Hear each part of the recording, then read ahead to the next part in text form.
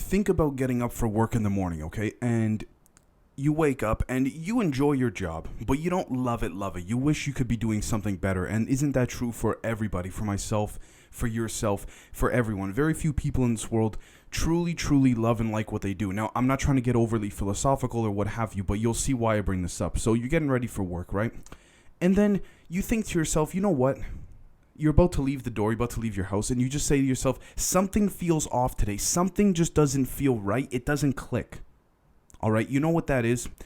Whether or not you subscribe to the spiritual aspect of things, that is your soul. And that could be described, energetically through science and what have you, and physics, but that is your soul essentially telling the other elements of your body, the other aspects of your body, of your mind, this is not falling in line with what we thought our existence here would be. Now, I know that's extremely deep and extremely philosophical. Now, I want to make it very clear. This is not by any stretch of the imagination a spiritual episode, but I am trying to make a point here so that you guys can understand what we're going to be talking about as I continue on. Now, I won't be doing any shout-outs today just because there's so much to catch up on. This episode was actually supposed to be for Sunday, so I do want to thank you guys for being so patient because I was and still am a little bit under the weather, so if I take some pauses, just please bear with me. Now, what does HIVE stand for? HIVE stands for high velocity interference of vector-based elementals.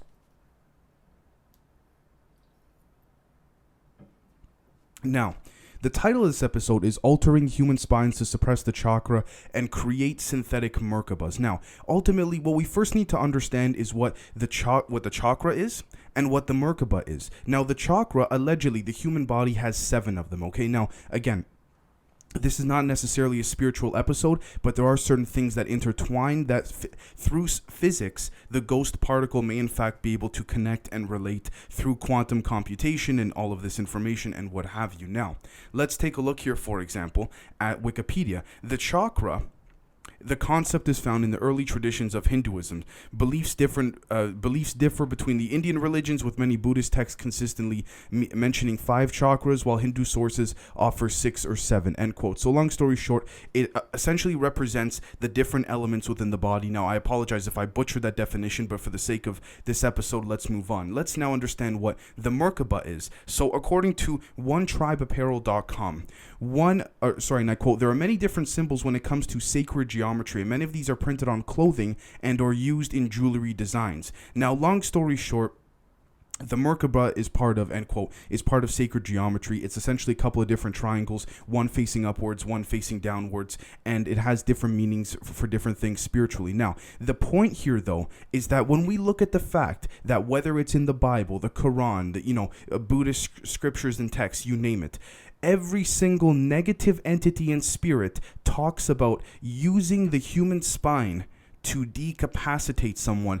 or to deteriorate them or take them down. Now, I had somebody reach out to me. This is very important, guys. Someone reach out to me with substantial proof, and they wish to remain anonymous, but I'll be putting up some of the pictures right now of, for example, they have connections, their family having blood tie connections to things like the Philadelphia experiment, Operation Paperclip, and things like this. Now, this is when it's going to get interesting. One of the individuals that reached out to me has spent their lives, and I feel for them very sorely, in pain because their spinal cord in this physical world has been readjusted in order to allow for some type of either suppression or an attempt to open up the astral world in many different forms. Now, unfortunately, this was not successful, but the person who reached out to me provided me with all the information to substantiate that they had gone through this type of experimentation. Now, my research leads me to believe that they may in fact have been going through some process when they were young within a laboratory that they also acknowledge was the case based on their memory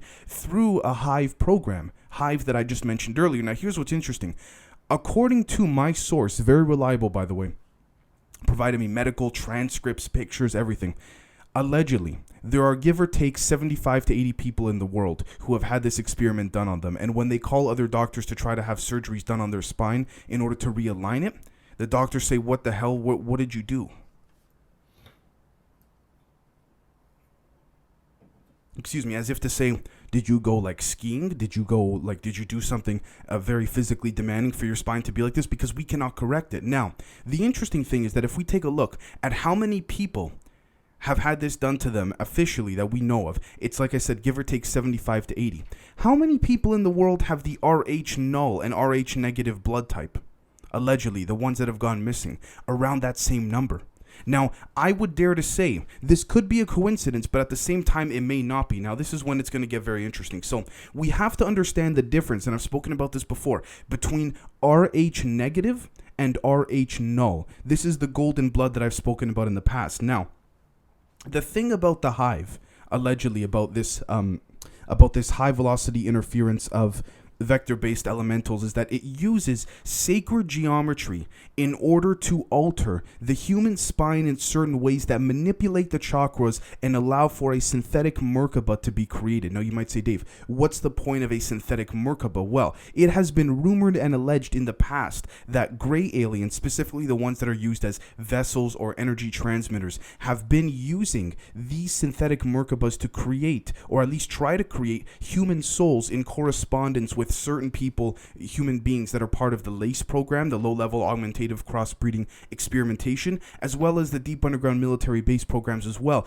And this ties in perfectly with one of the many issues that I've spoken about before that has been confirmed to us in classified documents that have either been declassified or quote-unquote leaked, which is that they can create and clone humans, but they have problems cloning a soul. And this seems to be the same issue that other extraterrestrials have as well. And again, I'll put the emails up on the screen for you guys right now. There is proof to suggest this as well. Now, here's what's also interesting.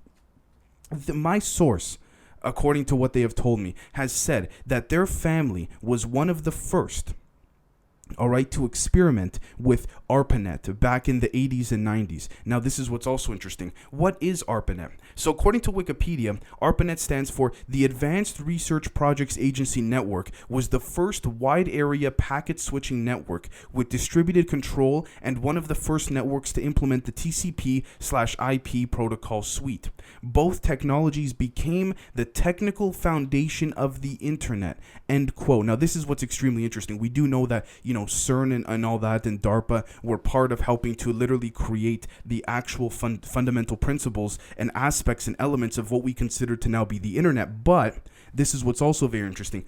Arpanet is the same code name used for every and any body that is going into the Hive program.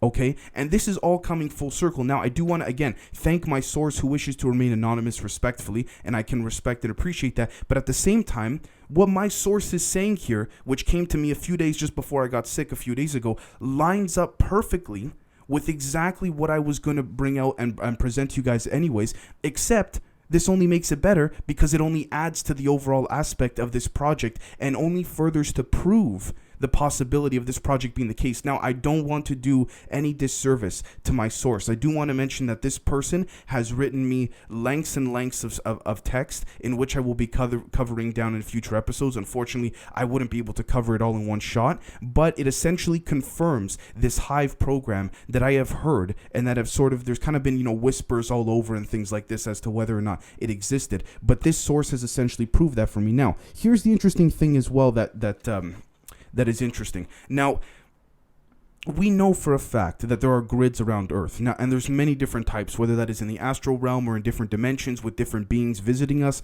and things like this. But here's the interesting thing, and this is where we get to more of a physical aspect of it. So, let's take a look at thedrive.com, and I quote, "The Navy finally speaks up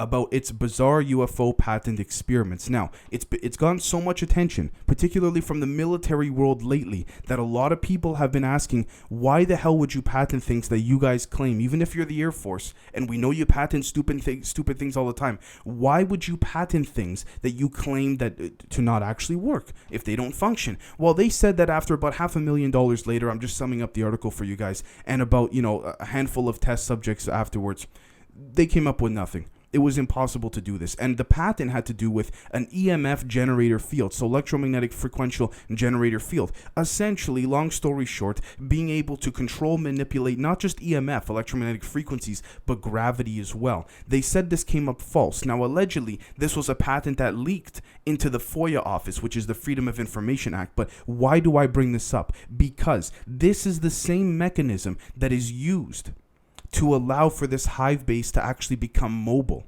So this hive base is not only underground, but at the same time, it can also be lifted up through what seems to be, by these patterns here, through rocky terrain if need be, or very rough terrain, and actually be able to transport itself. Now, can it transport in space or something like this? That's very hard to say, but the point here is that this base, this hive base, is known to actually be mobile and at the same time use sacred geometry to allow for some type of connection that seems to, I guess we could say, encompass the overall aspect of using spirituality to connect with the vibrational brains of this universe, of everything all around us, in order to either suppress or allow for more of an astral experience to occur. Now, when I say astral, I don't mean just astral projection. I'm talking about many different things overall. Now, again, according to my source, this was done only on a handful of people in order for there to be more access to the astral realm. However, what we also need to look at too is we need to understand that sacred geometry it's not necessarily what is being drawn or what is being written, whether it's text or symbolism. We need to understand that it is the energy that gives meaning to it. Okay, so let's take a look, for example, at the pentagram. Let's say, now this is a controversial symbol. I understand that. It's not for me to decide whether or not the pentagram is a good thing or a bad thing, because there's, it's all about perception, and we've spoken about that before. So the last thing I'd want to do is encourage perception, to view things differently than I myself don't. But the point here is that it's not necessarily the shape of the pentagram that gives its frequential meaning. I mean, it could be because of how long it's been used for so long over the ages. But the point here is that ultimately the pentagram is the energy that is being emitted onto it frequentially. Now, whether or not that is positive or negative is a bit of a different story, but that is not the point here, guys. The point here is that when we take a look at, for example, these alleged, electromagnetic gravity generator fields that failed, these documents that they claim failed, we look at this. We look at the fact that it is loosely connected with the Arpanet program, which is a subset of Hive, which Arpanet used to be, the test for the initial internet network-based programming, but ultimately, the names get moved and they get changed. And so we have Arpanet, we have the documents, we have Arpanet loosely connected to Hive, and on top of that, we have a very reliable source who has provided all of their information to prove they were part of these programs. And not only this, but this only adds to more of a cover-up. And why do I say that? Because my source has told me that they have been given, and has also shown me, guys, the receipts to prove this, that they have been given, ever since this test was done on them, $8,000 a month in cash from the government as like a pension, for example, medical benefits they didn't know they had, relocated into housing if need be, very well-off housing. And it almost kind of looks like this is the government trying to tell my source, essentially, to stay quiet. Now, I do want to mention there's a lot of things I left out there, but the point here is that this hive base not only inhabits these types of different experiments and beings, but at the same time, it allows for the synthetic merkabahs to be created, which allows for an ascendance on different spiritual levels. But ultimately, there comes a point where it stops, because the word is, by definition in the name, synthetic. Synthetic meaning fake, not real, a replica, not clearly authentic, not like you, not like myself, doesn't have a soul. And this ties in perfectly with a handful of documents I also covered a couple weeks ago, having to do with the fact that clones can be made, and there's about 4 or 5 different tier level clones that can operate on their own, very similar to that of, I guess we could say, Michael Fassbender in the film Prometheus or Alien Covenant, these robotic AIs that don't have a soul but live forever, essentially, just because, I mean, they're synthetic, they're fake. They don't have a biological depravity. They don't age or anything like this, right? And so ultimately, that's the whole goal here. That's the point. And the purpose here is that if this type of, I guess we could say, person, body, you name it, could be created with a synthetic merkabah, a synthetic soul, the soul in essence would not be telling the body what age it is, what it has to do, what it is feeling emotionally, which therefore would not allow for those electrons to be converted into the chemical compounds that control our emotions physically as human beings. Okay? So ultimately, this has to go back with the very first example that I gave at the beginning of this episode, which is what I said about how when you leave for work in the morning and you just don't feel right, it's because it's things like this. And for example, my source is only one of many people who have been experimented on, although I have to say, albeit very seldom, and it's unfortunate that they had to go through this. But ultimately, and really, it's very terrible, but ultimately we see here that the government does not take the spinal cord, the astral projection aspect of things, does not remove these things out from the mix entirely. As a matter of fact, it seems as though they're trying to create and induce synthetic merkabahs through the use of altering human spines in order to implement these things into the bodies of these creatures they're developing within the hive program.